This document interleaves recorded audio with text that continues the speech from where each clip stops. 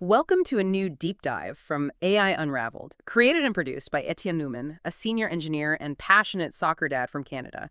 Remember to like and subscribe for more deep dives into the world of AI. Today, we're diving deep into, well, an absolutely packed day of AI innovation and news from June 24th, 2025.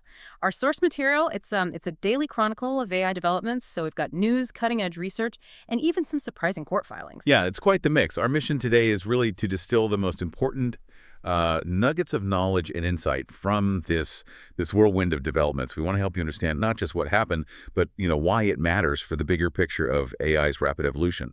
We'll explore everything from heated legal battles and groundbreaking hardware, all the way to the profound societal impact of AI and even some insights into human thought itself. Okay, so let's jump right in then. We have to start with the big drama unfolding in the AI hardware space.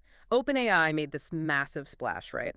The $6.5 billion acquisition of Jony Ive's AI hardware startup, IO. But then, almost immediately, they were forced to pull all their promotional material. A blog post, a 9-minute video with Ive and Sam Altman, gone. What in the world is going on here? Well, it looks like a trademark dispute, and it seems pretty messy. This court order, it's tied to a complaint from a Google X spinout called IO. You might have heard of them. They're known for their AI-powered earbuds, which they describe as a computer without a screen that runs apps via voice. Okay, IO. Got it. Right. And the filing alleges that Sam Altman and Ive's design firm, LoveFrom, they met with IO back in 2022, and then met again just before the IO announcement earlier this spring. Now, OpenAI, for their part, they're calling the complaint utterly baseless, and they insist the acquisition is still on track. Utterly baseless. But this isn't just about a name, is it? I mean, the court filings seem to suggest something more strategic brewing. Well, yeah. It mentions love from employees allegedly purchasing IYO devices, and then, boom, IO appears with a name that's, well, nearly identical. This feels less like a simple mistake and more like, I don't know, a very aggressive maneuver in a super competitive landscape. Exactly. What's really insightful here, I think, is that this trademark battle, it isn't just about a name. It sort of reveals how established tech giants might be, maybe, weaponizing intellectual property law against ambitious startups in this AI hardware race. It's like a land grab for the future, right down to the naming conventions. And it could potentially slow innovation for everyone involved if these kinds of disputes become the norm. It really shows the cutthroat nature of this space. Right, cutthroat is the word. And speaking of that intense competition, these court filings also apparently revealed something else. That OpenAI and Jony Ive's design firm were prototyping an AI-powered consumer device long before their collaboration ever became public. That's right. So it seems the race to create the, iPhone of AI is truly accelerating. It's not just talk anymore. Absolutely. It's not just some theoretical ambition now, is it? We're seeing tangible evidence of companies sinking immense resources into building these next-gen devices. This push for integrated AI hardware, it could fundamentally reshape how we interact with artificial intelligence, moving it beyond just screens and apps. And, okay, beyond the devices themselves, the very infrastructure powering AI is also seeing immense innovation. We're hearing about a new wave of wafer-scale compute accelerators. Now, for those of us less familiar, what exactly are these and why are they such a big deal? Okay, think of it this way. Normally, you take a silicon wafer and cut it into lots of individual chips, right? With these wafer-scale compute accelerators, the entire silicon wafer acts as one giant, super-fast processor. This drastically boosts performance for things like AI training and inference because it cuts down on the communication bottlenecks between chips. Ah, okay. So less travel time for the data, basically. Exactly. It could fundamentally reshape the entire AI hardware stack. And that puts immense pressure on established players like, say, NVIDIA, as startups race to innovate right down at the silicon level. It's a pretty foundational shift. Wow. But it's not just about silicon and devices. It's also about the minds building them. The AI talent chase is heating up in a huge way, almost to an absurd degree. I'm hearing that big tech giants like Apple and Meta are reportedly going head-to-head for top talent from startups like Perplexity. And the offers for engineers are hitting, what was it, a staggering $100 million? Yeah, $100 million. For one engineer. It's truly remarkable, isn't it? It just speaks volumes about the incredible value placed on top-tier AI engineering talent right now. These intense talent wars and these massive investments like Meta's reported $14.3 billion bet on Scale AI. And They also launched those new $399 smart glasses for pro athletes. It all underscores just how critical it is for these companies to close the AI gap with leaders like OpenAI and Google. It's a strategic imperative. They have to acquire the best minds. It really highlights the stakes. Now, for those of you out there listening, maybe you're finding these discussions about hardware and industry shifts really fascinating. Perhaps you're even considering a career in this rapidly evolving field, or maybe you're looking to boost your existing one. I want to quickly mention that there are fantastic resources available for you. Indeed, gaining a strong, certified foundation in AI is becoming, well, pretty essential.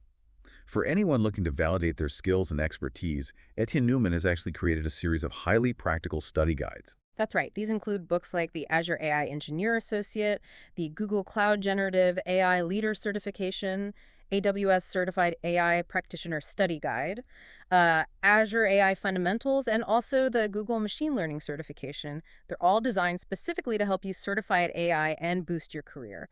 And you can find them at djamgatetech.com. We'll make sure to put those links directly in the show notes for you. Okay, so now let's maybe shift gears, moving from the cutthroat world of industry to maybe a more cautionary tale. But it's one that raises really crucial questions about AI's impact on how we think, and specifically how young people think. There's this MIT study suggesting ChatGPT may be doing more harm than good for cognitive development, especially for younger users. The study itself sounds quite revealing. It really is. So researchers monitored 20 college students. They used EEG brain scans. Those measure electrical activity in the brain. They watched them during SAT-style essay writing. And they had 3 groups. One used only their brain, one used Google search, and one used ChatGPT. Okay, makes sense. And the findings for the ChatGPT group were pretty stark. By the third round of essays, these students were mostly just pasting prompts in and making really superficial edits. They spent significantly less time actually writing. Their brain activity dropped in areas tied to attention, memory, and creative thinking. And their essays were even described by the researchers as soulless. Soulless. Yeah, and what's more, most of them couldn't even really recall what they'd written afterwards. So it's like they outsourced their thinking so completely that their brains just disengaged. Is that the idea? That seems to be the implication. That's quite a contrast to the other groups, the brain only and Google search groups. They maintain engagement and cognitive activity. Right, they did. The major worry from the researchers was just how quickly the ChatGPT users stopped thinking for themselves. They showed a clear decrease in activity in the prefrontal cortex. That's the brain region responsible for complex reasoning, decision-making, planning. It's a profound concern. This study is incredibly relevant as schools are grappling with how to integrate AI into education, right?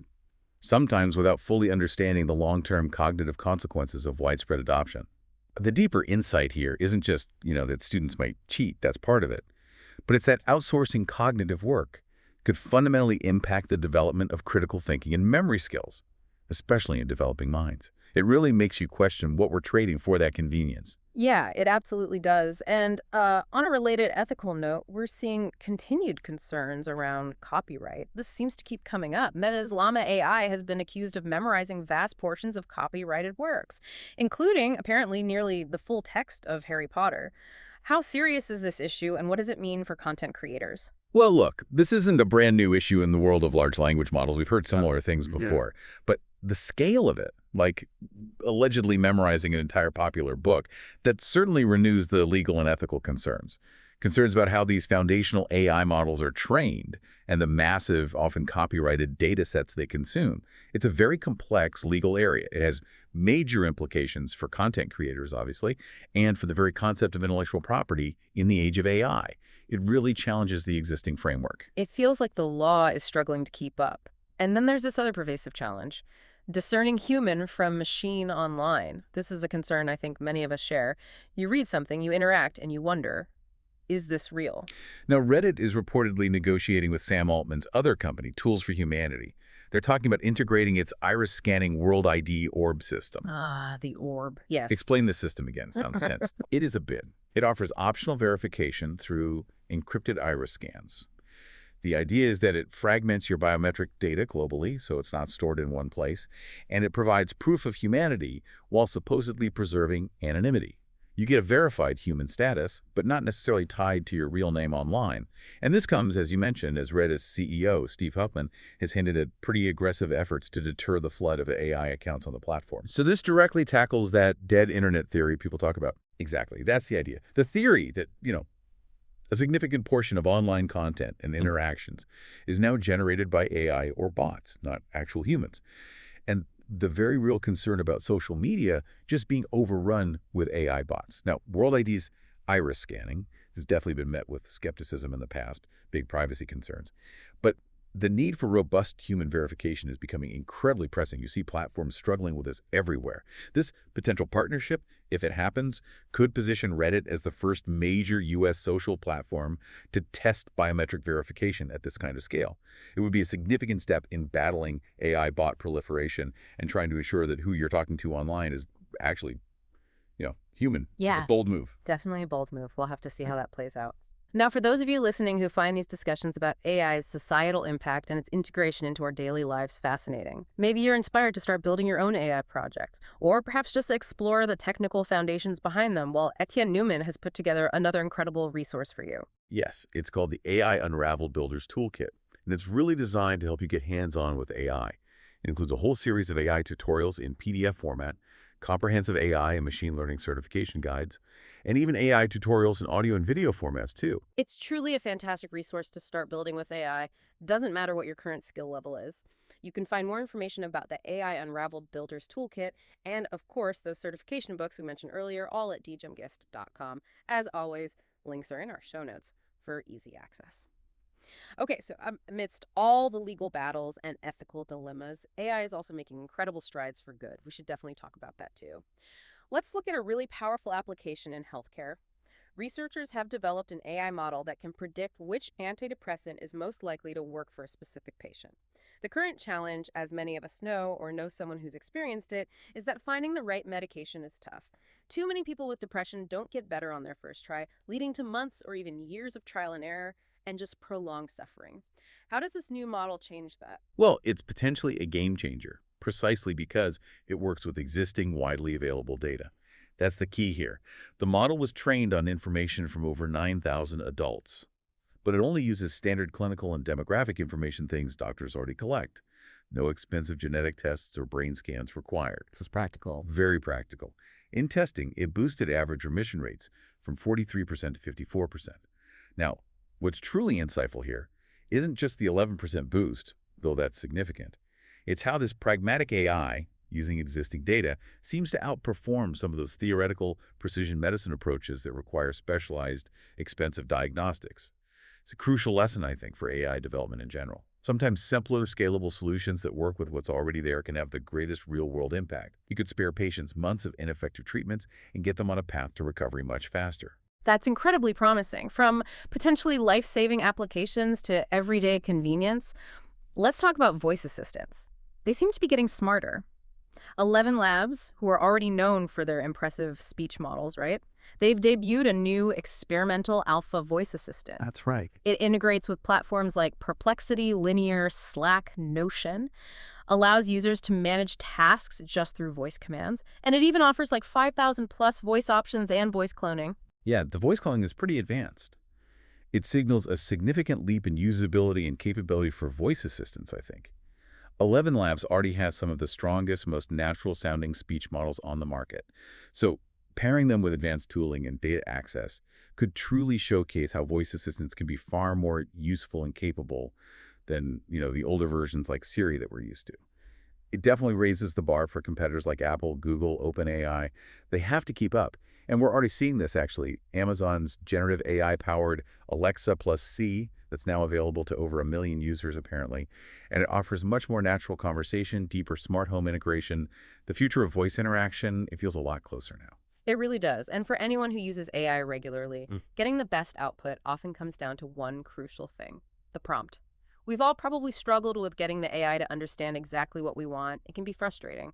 But there's a new development that might make this much easier.